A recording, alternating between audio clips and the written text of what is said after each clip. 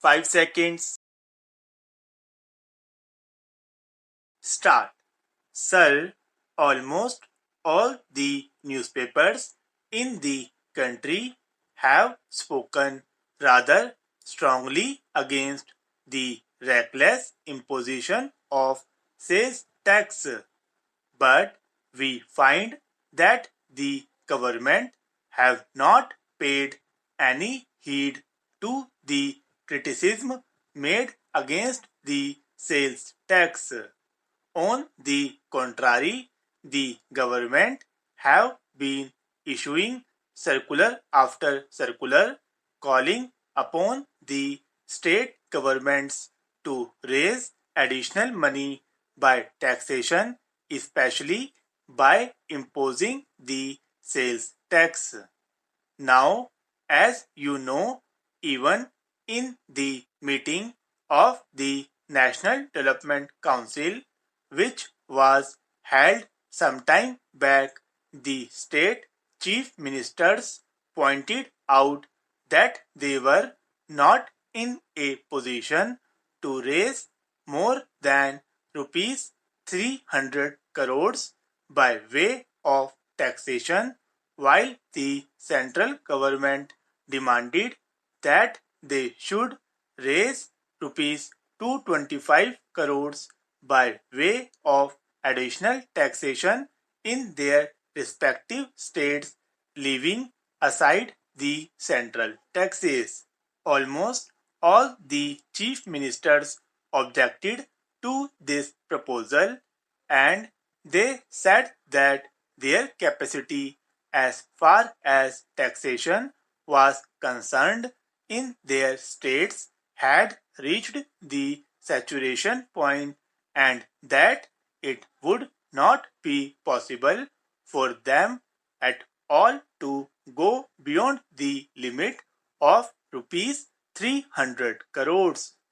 We thought that these opinions of the state chief ministers would be seriously taken into account by the government, but they have not done so, and we are extremely disappointed to find in the 10th 5-year plan, to which I shall come later, that out of the amount of rupees 400 crores representing the uncovered gap, they want to raise rupees 300 crores by way of taxation, and I have not the slightest doubt in my mind that there will be a great pressure on the states to impose taxes on various things. Now, as you know, the states are not in a position to impose any income tax. That is beyond their jurisdiction. They can only impose certain other types of taxes, for example, the sales tax and so on. In fact, sales tax is the real thing as far as the states are concerned. Therefore, if the central government makes more and more demands on the states to find additional finances by way of taxation, it inevitably means in the circumstances that the states will be going in more and more for imposing the sales tax. Now, the central government is likely to come into the picture for imposing sales tax. Sir, you might feel that since one party is in power, probably they will not be at cross purposes. But that is not going to be so, because the state governments are confronted with their own problems. They are nearer as far as the people are concerned. we live in this secluded chamber, away from the people, away from the masses, and well guarded and well protected by all the powers of the government. But it is difficult for the states to avoid mass demonstrations in and around the assembly house. Such things happen, and the state ministers, since they live nearer the people, are more bothered about the demands and the developments in their respective areas than the central government. And naturally, they will hesitate to impose such taxes as cause discontent among the people, and such taxes which made it difficult for the MLAs to go about in the villages or in the towns. We have seen how during the last 2 or 3 years the state governments have not been very enthusiastic about imposing sales tax despite pressure from the central government. Not that they are at all opposed to it.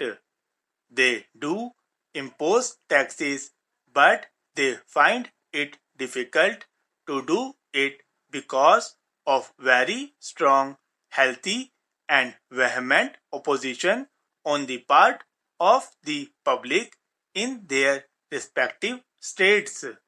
I understand that when government takes this power, they will take advantage of it in order to initiate sales tax on such commodities as enter interstate trade, and thus obviate the difficulty which might very legitimately stand in the way of the state governments.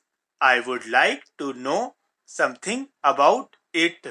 I hope the Honorable Minister has got my point. We would like to know from him whether they will impose any sales tax after they have got these powers, even when the governments and the people of the states oppose the imposition of such taxes. This is something we would like to know from the government. The central government has the prime responsibility for executing the plan. From this report of the Planning Commission, we know that apart from the expenditure which will be met by the states, the responsibility rests chiefly with the central government. All the financial powers are concentrated in the hands of the central government, and it is therefore the duty of the central government to find money not in this manner by encroaching on the powers of the states, by curtailing their powers, by imposing taxes like the sales tax, but from other sources such as income tax, corporate tax, and so on. They can impose these taxes.